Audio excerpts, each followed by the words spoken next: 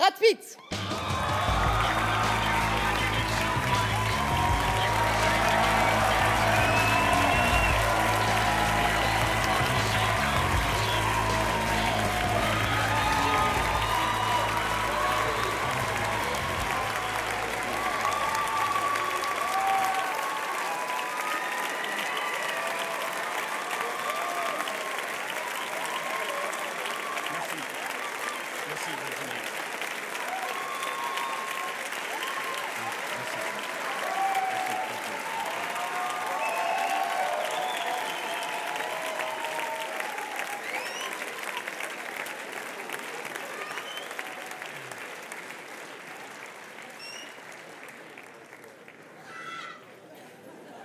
Here's one thing you never hear after viewing a David Fincher film.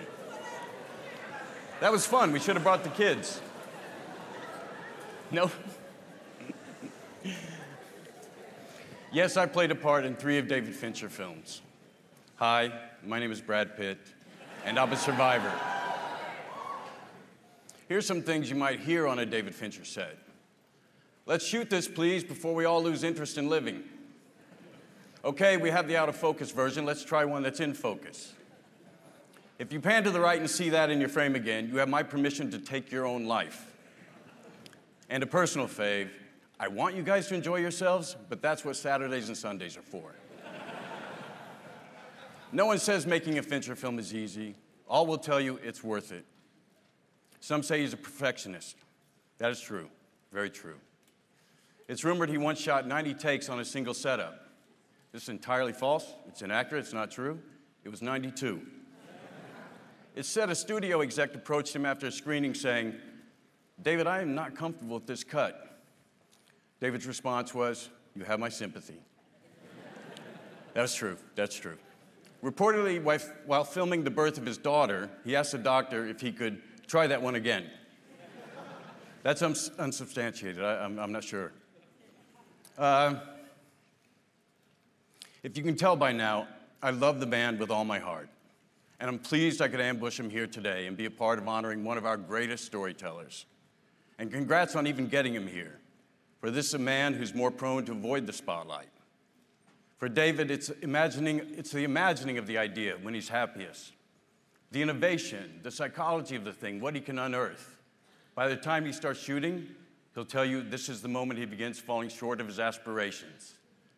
And so the agony begins. Other directors often try to emulate him, but invariably fail because they think it's just about the imagery. But if it was just about the imagery, we wouldn't keep returning to his work and honoring him tonight. For him, everything matters at all time. Beginning with the story, the character, and 1,000 other things that had to go right for a single frame to make it into his film. If it's 1 degree off, it might as well be 180 degrees off. There is no almost, there is no nearly, there is no close enough. His idea of professionalism is most others' idea of obsession. Working with him, you will know what excellence feels like, and as he says, if we are not out juggling chainsaws, we're doing ourselves a disservice. His films speak for themselves, so here's a few Fincher fun facts. He was with his first series, House of Cards. He was one of the decision makers to decide to release the whole season at once, changing the way we view our series, aka the binge watching. That skip intro button at the first that all the streamers have adopted, also Fincher. And you know that rotisserie car you see when actors are tumbling around inside a flipping car? Yep, Fincher too. Now, my Hollywood loves to use the word genius, but often misunderstands our actual geniuses. We who have been so fortunate to ride in his slipstream will tell you he's warm, a big softy, that he's incredibly articulate and rigorously honest, and takes great care when explaining his vision. We will try to describe the pearls of wisdom that fall from his mouth, but we'll fall short. We'll tell you that he's hardest on himself, and even though he's the smartest guy in the room, he's self-deprecating and the funniest fucker we've ever met. He's loyal to the bone, and in turn, we happily crawl through glass for him and ask him for another take. These are just a few of the things we might say about this man who means so much to us. My life was forever changed one day in '94 when I sat down for a coffee with David Fincher. I don't know if any of what we do matters in the end. What I do know that matters is the people we hitch ourselves to and the indelible mark they leave upon our very being. I was reading a passage recently where a character was asking, which is more important, the journey or the destination? And the other replied, it's the company. And I couldn't agree more. Alan, don't you need? Thank you so much, Brad. And you may come now.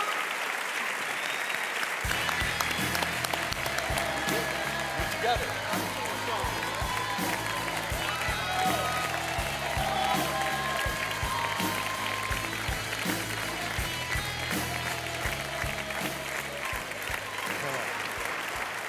Thank you.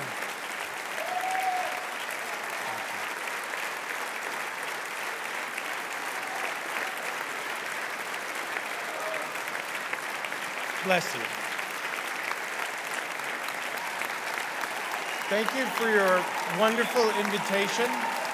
And I must say, it took me by surprise because the films I make tend to be a little prickly. And any discussion that begins with your body of work can't help but conjure images of hospice. So I deliberated with close friends who all came to the same conclusion. When people who care deeply about the quality of art, literature, photography, fashion, architecture, food, wine, and cinema ask you to come celebrate, you go. I stand here representing literally thousands of people's hard work, all done while I sat nearby watching TV, so I must now thank them deeply for the honor. And I salute the culture of French cinema, the craft, and the criticism. I salute your commitment to a cinema that reflects who we are at our smallest and simplest, and not just our aspirational heroics once we have our tights on. The art of painting is thousands of years old, and cinema just over 100. We're only beginning to scratch the surface of its potential.